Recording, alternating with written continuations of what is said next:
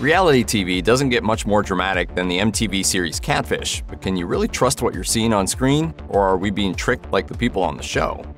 Almost every Catfish episode begins with Nev Schulman and his assistant opening an email or fielding a video call from someone who's found love on the internet. This person has apparently approached the show to find out whether their newfound partner is really who they claim to be.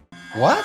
Yeah, this is a lot. A lot has transpired. I just don't know where to start. Pretty simple, right? Here's the thing though, this doesn't necessarily reflect how Catfish finds its participants. To begin with, producers actually seek out the catfish rather than the victim. A casting application for Catfish usually includes leading questions like, do you have a secret or something to confess to your online partner? Or have you made any fake online profiles? As MTV executive Marshall Eisen told Vulture, it's often the catfish we hear from first because they're looking to unburden themselves. It's not always the case, but it probably happens more than people realize. Only later in the process do producers begin to look for the people who are being victimized. The big turn in a Catfish episode is a confrontation. The catfish is called out for their lies, while the victim gets to see who they've really been keeping up a relationship with for so long. From our side of the screen, this may look like an ambush, but it's not. No, this ain't the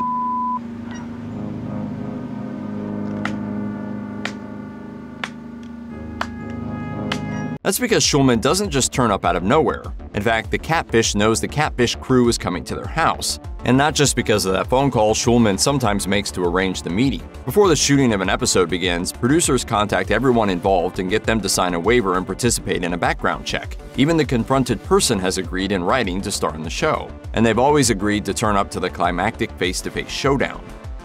As the plot thickens on each episode of Catfish, Schulman appears to reach every new development in the story at the same time as the viewing audience.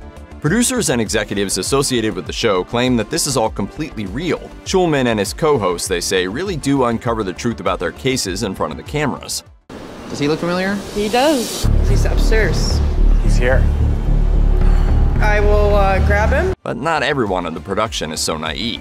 The events captured for the show have been, at the very least, loosely mapped out ahead of time by the show's producers. After all, they want to make enjoyable television with willing participants who will behave reasonably well, so they always determine the start and end points of every Catfish story. These producers then nudge Schulman and company in the right direction as they conduct their investigations. Marshall Eisen told Vulture, "Our whole mantra for the guys is, if you can't figure it out, just go with it and see where it takes you." Production staffers go so far as to track down the catfish before shooting begins, allowing them to authorize a background check and carry out psychological profiling on the people involved. Taken at face value, it seems like it doesn't take much time or labor for Catfish to uncover the true identity of its targeted online miscreants. After a bit of poking around social media and a reverse image search or two, Schulman and his assistants look to be experts in exposing identity thieves and online scams. But the reality is quite different. Not only has the team of producers conducted much of the initial research before Schulman gets going, but Catfish's editors cut out many hours of computer-based work. Marshall Eisen told Vulture, "The guys are better at it now, but it's not always obvious how to crack these things. We've condensed what's taken them 10 hours in some instances into 5 or 6 minutes, but we try to show that it was difficult." Reality shows use a number of tricks to ensure that they produce compelling, dramatic television, which means that the events depicted on screen don't necessarily reflect the truth. We did hook up twice, and we hooked up twice? Yeah, we did. Hooked up twice. We hooked up twice? No, bad. Shows like Catfish blur the line between narrative TV and documentary. This is done on purpose by producers who juice stories, manipulate editing, or rearrange the timeline of events to create a more scandalous reality for audiences to enjoy. For example, 2 different participants in 2 separate Catfish episodes told Hollywood.com that the show characterized their profiled relationships as romantic in nature, when in fact they were only ever just friends. Another Catfish subject claimed that the series suggested her relationship had gone on for 1 month, when it had really been happening for 3 months by the time the show took on her case. Another anonymous subject told the site, "Really, I'm just frustrated that people don't know the whole story." After that all-important final showdown, each Catfish episode concludes with the guilty party explaining their actions. Sometimes they reveal that they've suffered from some mental health diagnosis or other trauma.